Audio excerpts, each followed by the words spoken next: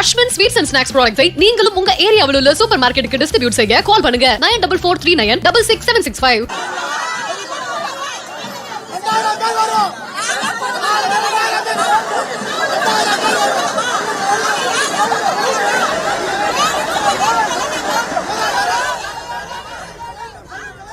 சென்னையில் தூய்மை பணியாளர்கள் போராட்டத்தில் ஈடுபட்டு வந்த சூழலில் அவர்களை போலீசார் குண்டுகட்டாக கைது செய்திருந்தனர். அதனைத் தொடர்ந்து தூய்மை பணியாளர்களை யூனிஃபார்ம் போடாத நபர் கைது செய்ததாக ஒரு புகார் எழுந்திருக்கிறது.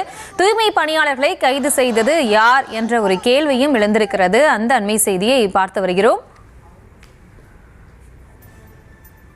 கூடுதல் விவரங்களோடு இணைகிறார் இந்த செய்தியாளர் பாஸ்கர பாண்டியன். வணக்கம். தற்போது சென்னையில் அந்த போராட்டத்தில் ஈடுபட்ட தூய்மை பணியாளர்கள் குண்டுகட்டா கைது செய்யப்பட்டாங்க. இப்போது ஒரு தகவல் வெளியாக இருக்கு, யூனிஃபார்ம் இல்லாத ஒரு நபர் கைது செஞ்சாங்க அப்படின்ற ஒரு தகவல் வெளியாக இருக்கு.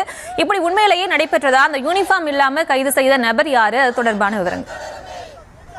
பிரியங்கா, சென்னையில் பணி நிரந்தரம் செய்ய வலியுறுத்தி பெரியமேடு பகுதியில் இருக்கக்கூடிய அம்பேத்கர் சிலை அருகேதான் இந்த தூய்மை பணியாளர்களுடைய போராட்டமானது நடைபெற்று வந்தது.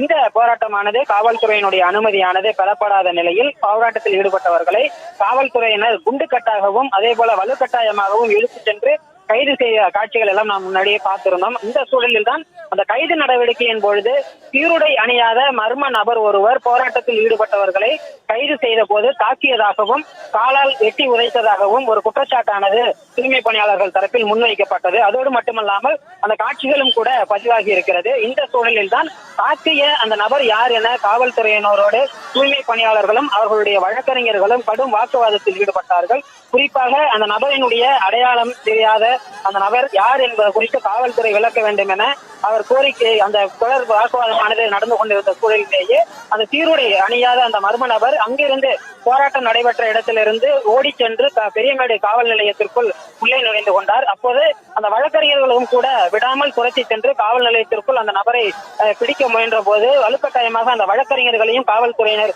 இழுத்து சென்று காவல் நிலைய தரப்பில் அந்த உள்ளே அடைத்துவிட்டு காவல் நிலையத்தினுடைய நுழைவு வாயிலும் கூட இழுத்து சாத்தப்பட்டது.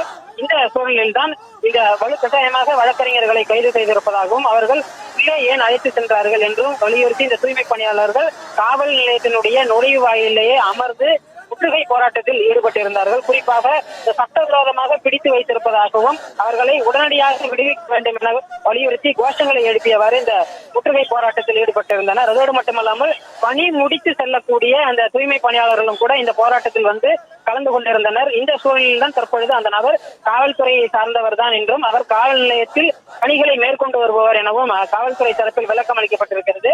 அதோடு மட்டுமல்லாமல் இந்த முற்றுகை போராட்டத்தில் ஈடுபட்டவர்களை தொடர்ச்சியாக காவல்துறையினரும் கைது செய்து அழைத்து செல்கின்றனர். இந்த முற்றுகை போராட்டத்தின் காரணமாகவும் இந்த வாக்குவாதத்தின் காரணமாகவும் பெரியமேடு பகுதியில் சற்று நேரம் போக்குவரத்து பாதிப்பானது பாதிக்கப்பட்டதோடு அந்த பகுதியில் சற்று நேரம் பரபரப்பையும் ஏற்படுத்தியது. Priyanka,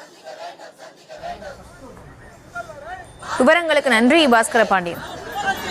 Ashwin sweets and snacks ப்ராடக்ட்ஸை நீங்களும் உங்க ஏரியாவில் உள்ள சூப்பர் மார்க்கெட்டுக்கு டிஸ்ட்ரிபியூட் செய்ய கால் பண்ணுங்க 9443966765.